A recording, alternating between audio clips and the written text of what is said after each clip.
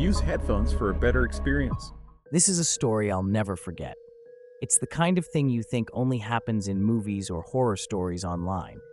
But it happened to me. And the scariest part? It could happen to anyone. If you live alone, or think you do, you'll want to pay close attention. It was my first time living on my own. After years of roommates and family, I finally rented a small apartment in the city. It wasn't fancy, but it was mine, a one-bedroom unit on the third floor of an old, creaky building. At first, I loved the peace and quiet, but within a few weeks, little things started to feel off. It began with small, easily dismissible details. I'd leave a cabinet door closed, only to find it open later. I'd hear faint creaks at night, which I chalked up to the old wooden floors. One time, I came home to find my shampoo bottle in the shower lying on its side. I blamed my own forgetfulness. But the weirdest part? No matter how much food I bought, I kept running out faster than I should have. A loaf of bread that should have lasted a week was gone in 3 days. I convinced myself I was just eating more than I thought. Then one night, everything changed. I was sitting in my living room, watching TV, when I heard a soft thud coming from my bedroom. I paused the show and listened. It was silent for a moment, but then I heard it again, a faint noise, like something being moved. I grabbed my phone and hesitated. My mind raced with possibilities. Was it my imagination? A mouse? Or something worse? Finally, I mustered up the courage to check. I tiptoed into my bedroom, my heart pounding. The door was ajar, and the room was dark. I reached for the light switch, but before I could flip it, I heard something that made my blood run cold. Breathing. Someone was in there. I froze, unsure of what to do. My apartment was small, and there was no way out of my bedroom other than through the door I was standing in. Slowly, I backed away and locked myself in the bathroom. I dialed 911, whispering to the operator that someone was in my apartment. The police arrived within minutes. They searched the place thoroughly and found no one. No signs of forced entry, nothing out of place, except for one thing. The closet door in my bedroom was open, just a crack. I told them I always kept it closed, but they insisted it could have been the draft or my imagination.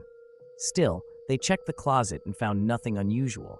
I felt embarrassed, like I'd overreacted. But deep down, I knew something was wrong. The next day, I decided to do a deep clean of my apartment, hoping it would calm my nerves. That's when I found it. Behind a stack of old shoeboxes in the back of my bedroom closet, there was a small, square opening.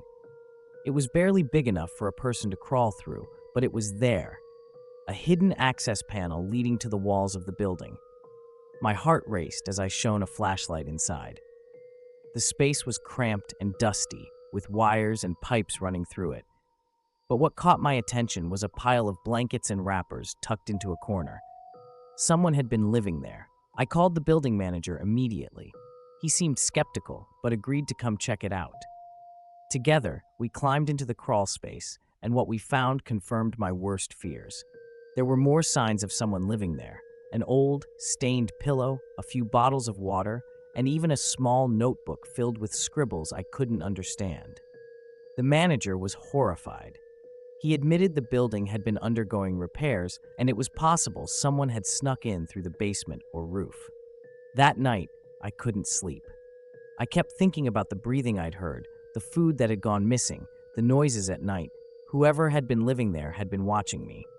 The next day, the manager called me with an update. They'd found an entry point in the basement and sealed it off. He assured me it was safe now, but I didn't feel safe. A week later, I moved out. Here's the lesson. No matter how comfortable you are, always be aware of your surroundings. Check the locks, the windows, the crawl spaces. Sometimes, the biggest threats aren't strangers on the street. They're the ones you don't even realize are already inside. This isn't just a story to scare you. It's a reminder to stay vigilant, because you never know who or what might be closer than you think. Don't miss out on the scares. Go subscribe to the channel for terrifying stories, legend breakdowns, and more. Turn on notifications and experience horror like never before.